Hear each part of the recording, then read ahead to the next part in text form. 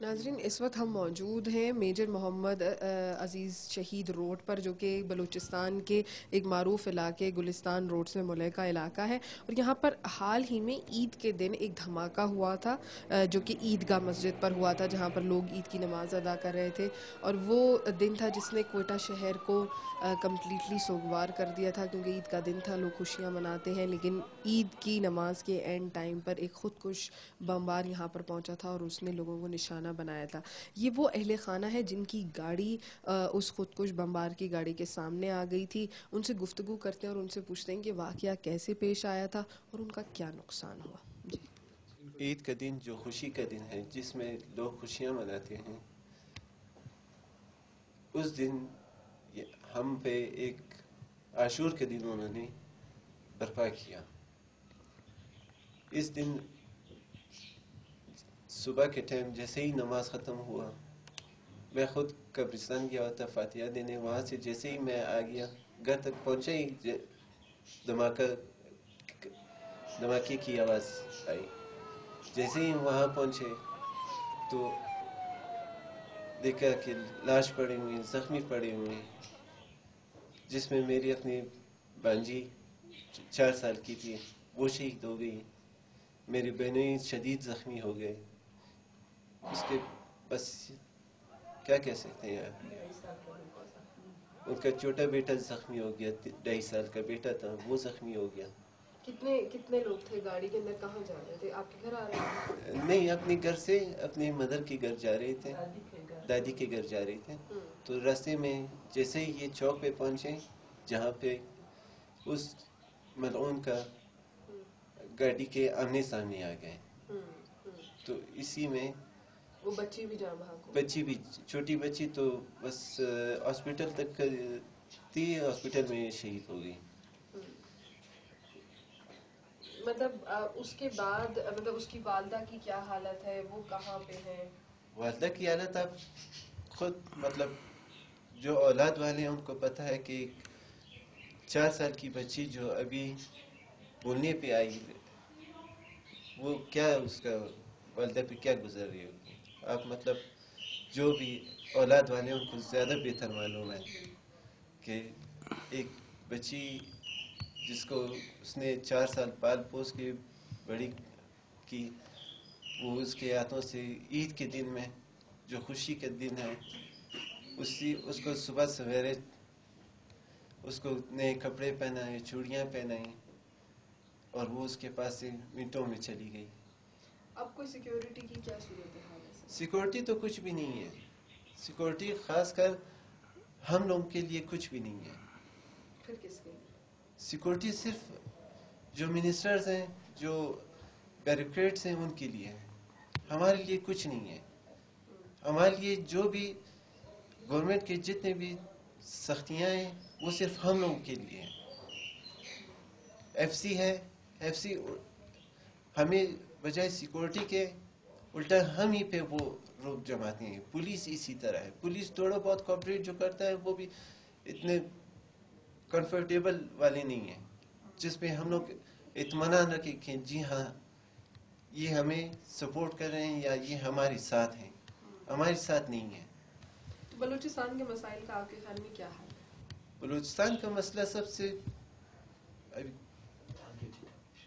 سب سے پہلے target killing یہ بند ہو، یہ بند ہو گیا بلوچستان کیا پورے پاکستان امن و امان سے رہے گا۔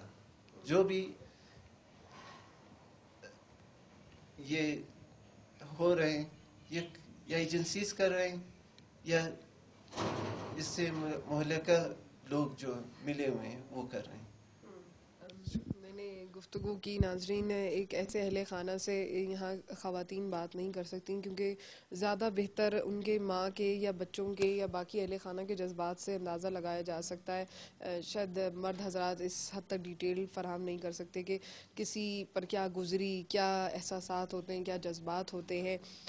میرے بھائی کا یہ کہنا تھا کہ عید والے دن جو یہاں پر عیدگاہ پر حملہ ہوا تھا اس میں ان کے بہنوئی اور ان کے معصوم 2 بچے گاڑی میں سوار ہو کر اپنی دادی کے گھر جا رہے تھے کہ راستے میں خودکش حملہ ہوا جس میں ان کی 4 سالہ بیٹی جاں بحق ہو گئی، 2.5 سالہ بیٹا زخمی ہو گیا، اور اس بچی کی والدہ، جیسے کہ ان کی بہن سے بات ہو رہی تھی تو وہ مجھے بتا رہی تھی کہ وہ اب اس مینٹل سٹیٹ میں نہیں ہے کہ وہ کسی سے بات کر سکیں، ان کا اب تک علاج ہو رہا ہے.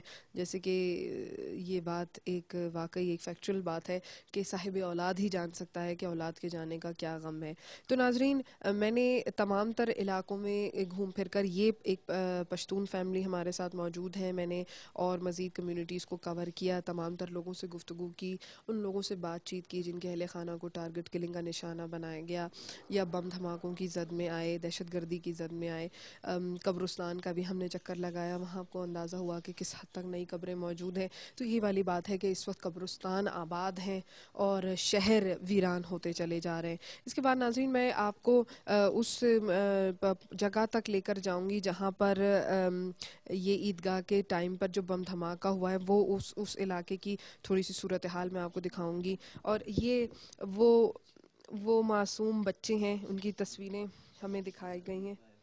یہ وہ معصوم بچی ہے جو 4 سال کی تھی اور اب اس دنیا میں نہیں رہی ہے، جو عید والے دن بلوچستان کے شہر کوئٹہ میں دھماکہ ہوا تھا. یہ بچی اس میں جاں بحق ہو گئی تھی. اور اس کے ساتھ ہی ایک اور تصویر مجھے دکھائی گئی ہے، اس کے اندر وہ 2.5 سالہ بچہ بھی موجود ہے جو کہ شدید زخمی ہوا، اور یہ وہ چھوٹی بچی ہے جو کہ اب اس دنیا میں نہیں ہے.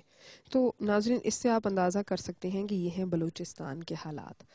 یہاں پر یہ ہے ٹارگٹ کلنگ، بم دھماکوں کا نتیجہ کہ یہ معصوم پھول جو ابھی کھلنا چاہتے تھے، زندگی میں آگے بڑھنا چاہتے تھے، جو عید کی چوڑیاں پہن کر، آنکھوں میں خواب سجا کر آگے جاتے ہیں اور ان کو اس طریقے سے نشانہ بنایا جاتا ہے.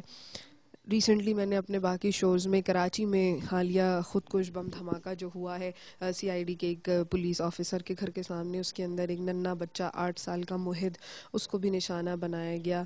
تو مستونگ کا واقعہ جو پیش آیا، اس کے اندر 20 مسافروں کو بس سے اتار کر مارا گیا. اس کے بعد ہی حال ہی میں ایک اور واقعہ پیش آیا جس کے کوئٹہ کے اندر، جہاں پر بس سے اتار کر مزید 3 لوگوں کو موت کے گھاٹ اتارا گیا.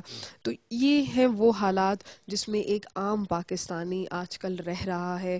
کس قسم کے جذبات ہیں، کس خوف کے سائے تلے ہم لوگ زندگی گزارنے پر مجبور ہیں. حکومت ہر ایک آدمی سے بات کی، ہر خاتون سے بات کی، ہر آنکھ اشبار ہو جاتی ہے، لیکن کسی کے پاس کوئی سلوشن نہیں ہے، کوئی جواب نہیں ہے. حکومت خاموش تماشائی بن کر صرف کھڑے ہوئے ہیں اور ہمیں مرتا ہوا دیکھ رہے ہیں اور ہمارا تماشا دیکھ رہے ہیں، اور ہمارے سویم اور پرسوں کو ٹی وی پر دیکھ کر شاید دوسرے چینل پر فلک کر جاتے ہیں، لیکن شاید ان کے کانوں پر جوں رینگتی ہوئی نظر نہیں آ رہی. بار بار ہر ایک شخص، ہر ایک روتی ہوئی معصوم بچی، ہر بچے نے، ہر ایک سوگوار آنکھ نے یہی سوال کیا کہ حکومت کہاں ہے. ہم نے پاکستان ٹکڑے ٹکڑے کر دینے کے لیے حاصل نہیں کیا تھا، ہم نے پاکستان اس لیے حاصل کیا تھا کہ ہم سب عزت سے، امن و امان سے اور پیار محبت اور بھائی چارے سے رہ سکیں، لیکن وہ فضا اب قائم نہیں ہے.